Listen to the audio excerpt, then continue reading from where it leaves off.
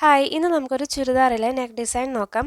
അപ്പോൾ ഞാൻ വരച്ചിരിക്കുന്ന ഒരു നെക്ക് പാറ്റേൺ ഇതാണ് കേട്ടോ. ഇത് നമുക്ക് എളുപ്പത്തിൽ വരച്ചെടുക്കാൻ പറ്റും.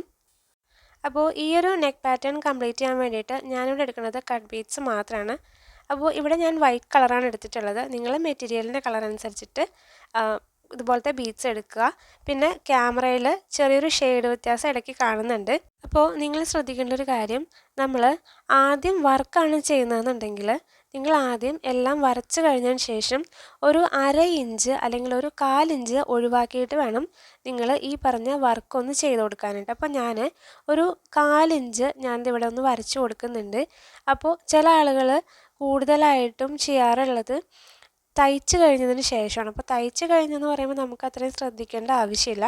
പക്ഷെ തയ്ക്കുന്നതിന് മുന്നാണ് ചെയ്യുന്നതെന്നുണ്ടെങ്കിൽ നിങ്ങളൊരു 1/2 ഇഞ്ച് അല്ലെങ്കിൽ ഒരു 1/4 ഇഞ്ചെങ്കിലും അത് വിട്ട് കളയുക. എന്നാലും നമുക്ക് അടിച്ച് പോകണ്ടല്ലേ, അതുകൊണ്ടാണ്. അപ്പോൾ ഞാനിനി ഇവിടെ എടുക്കുന്നത് ഇതുപോലത്തെ വൈറ്റ് കളറുള്ള നൂലാണ്. അപ്പോൾ നമ്മളിതാ സാധാരണ സൂചിയിൽ ആ ഒരു നൂല് കോർത്ത് കൊടുക്കുന്നുണ്ട്.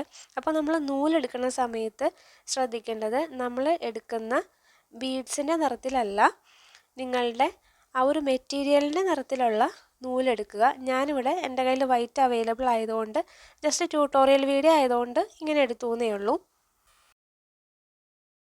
ഇനി നമുക്കിതാ ഇതിൻ്റെ അറ്റത്തൊന്ന് കെട്ടിട്ടെടുക്കാം. അപ്പോൾ ഓവർ വലിപ്പത്തിലുള്ള സൂചി എടുക്കണ്ട, ചെറിയ ഒരു മീഡിയം സൈസിലുള്ള സൂചിയുടെ ആവശ്യം നമുക്ക് വരണുള്ളൂ. ഓക്കെ, പിന്നെ നമുക്ക് എങ്ങനെയാണ് ചെയ്യണമെന്ന് നോക്കാം. അപ്പോൾ ഞാൻ ഇവിടെ നിന്നാണ് കേട്ടോ സ്റ്റാർട്ട് ചെയ്യണത്. അപ്പോൾ വേണമെന്നുണ്ടെങ്കിൽ നമുക്ക് ഇതിൻ്റെയൊക്കെ മുകൾ ഭാഗത്തായിട്ട് ഒരു ലെയർ ചെയ്ത് കൊടുക്കാം. പക്ഷെ ഞാനിവിടെ ഈ ഒരു പാറ്റേൺ മാത്രമാണ് കംപ്ലീറ്റ് ചെയ്യണത്. അപ്പോൾ ഞാൻ ആ ഒരു പാറ്റേണിൻ്റെ അറ്റത്തുനിന്നുള്ള ലൈനിലല്ല കേട്ടോ, ജസ്റ്റ് ആ ലൈനിൽ തൊട്ട് താഴെയായിട്ടാണ് ഞാൻ തുടങ്ങി വെക്കുന്നത്. ഇനി ഞാൻ എങ്ങനെയാണ് ചെയ്യുന്നതെന്ന് കാണിച്ചു തരാം. ഇപ്പോൾ ഞാനിവിടെ എടുക്കുന്നത് ഒരു ബീഡാണ്. നിങ്ങൾക്ക് വേണമെന്നുണ്ടെങ്കിൽ 2 ബീഡ് ഇട്ട് ചെയ്ത് കൊടുക്കാം. എന്നിട്ടിതാ ഇതുപോലെ നേരെ മുകളിലേക്കാണ് അത് വെച്ച് കൊടുത്തിട്ട് സൂചി താഴത്തേക്ക് എടുത്ത് കൊടുക്കുന്നത്.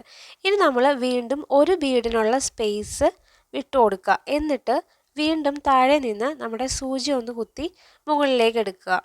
ഇനി നമുക്ക് ഈ ഒരു ബീഡും കൂടെ ഇതിനകത്തേക്ക് ഇട്ട് കൊടുക്കുക. ഇനി നിങ്ങൾ ശ്രദ്ധിക്കേണ്ടത് എന്താണെന്ന് വെച്ചാൽ, നമ്മൾ ആദ്യം തുന്നി വെച്ചിട്ടുള്ള ആ ഒരു ബീഡുണ്ടല്ലോ, അതിൻ്റെ ഉള്ളിലൂടെ, അതായത് നമ്മൾ നേരെ താഴത്തേക്ക് ആക്കരുത്, നേരെ അതിൻ്റെ ഉള്ളിലൂടെ എടുക്കുക. എന്നിട്ട് അവിടെ തന്നെ സൂചി കുത്തി താഴത്തേക്ക് എടുത്ത് കൊടുക്കുക.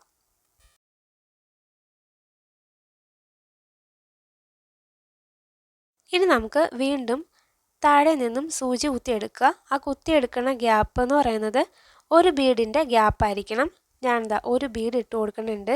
നിങ്ങൾക്കത് ചെയ്ത് ഈ ഒരു ബീഡ്സിൻ്റെയൊക്കെ വലിപ്പം ഗ്യാപ്പ് ഇട്ട് കൊടുക്കുന്നതൊക്കെ നിങ്ങൾക്ക് മനസ്സിലാക്കി എടുക്കാൻ പറ്റും. നമുക്ക് നേരത്തെ ആ തുന്നി പിടിപ്പിച്ചിട്ടുള്ള ആ ഒരു ഒറ്റ ബീഡിൻ്റെ ഉള്ളിലൂടെ നമ്മൾ എടുക്കുക. എന്നിട്ട് ഈ ഒരു ഭാഗത്തായിട്ട് സൂചി കുത്തി താഴത്തേക്ക് എടുത്ത് കൊടുക്കാം.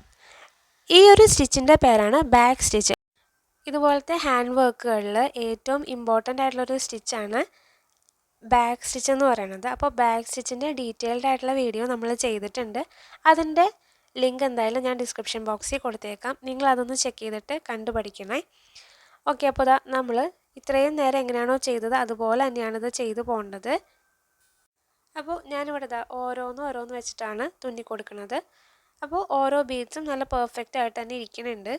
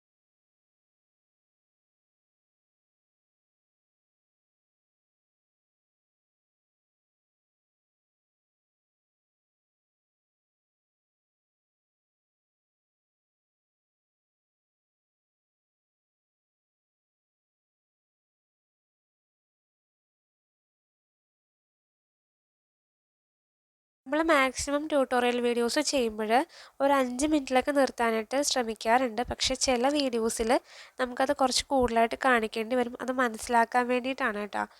ഞാൻ എന്താ ഈ ഒരു ലൈൻ ഇവിടെ കംപ്ലീറ്റ് ആക്കിയിട്ടുണ്ട്. ഇനി നമുക്ക് ബാക്കി ആ ഒരു പാറ്റേൺ ഒന്ന് ഫുള്ളാക്കിയിട്ട് കാണാം. അപ്പോൾ ദാ നമ്മളുടെ വർക്ക് ഇവിടെ കംപ്ലീറ്റ് ആയിട്ടുണ്ട്. കുറച്ചും കൂടി അടുപ്പിച്ച് കുറച്ചും കൂടി സ്റ്റൈലാക്കിയിട്ട് നിങ്ങൾക്കിതൊന്ന് ചെയ്ത് നോക്കുക. അപ്പോൾ മെറ്റീരിയലിനനുസരിച്ചിട്ടുള്ള ബീഡ്സും കൂടി എടുക്കാനായിട്ട് ശ്രമിക്കുക. അപ്പോൾ പീച്ച് കളറും കുറച്ച് മജന്ത ആയിട്ടുള്ള കളറൊക്കെ ഇതിനകത്ത് കാണിക്കുന്നുണ്ട്. ഓക്കെ, അപ്പോൾ അത് ക്യാമറയിൽ കാണുന്നതിലുള്ളൊരു മിസ്റ്റേക്കാണ്. അപ്പോൾ ഇന്നത്തെ ഈ ഒരു വീഡിയോ എല്ലാവർക്കും ഉപകാരപ്പെട്ടു എന്ന് വിചാരിക്കുന്നു. ഉപകാരപ്പെട്ടാൽ എല്ലാവരും ഒന്ന് ലൈക്ക് ചെയ്യുക, കമൻറ്റ് ചെയ്യുക, ഷെയർ ചെയ്യുക. അപ്പോൾ ഞാൻ എന്തായാലും മറ്റൊരു വീഡിയോ ആയിട്ട് വീണ്ടും വരുന്നതായിരിക്കും. അതുവരേക്കും ബൈ ബൈ.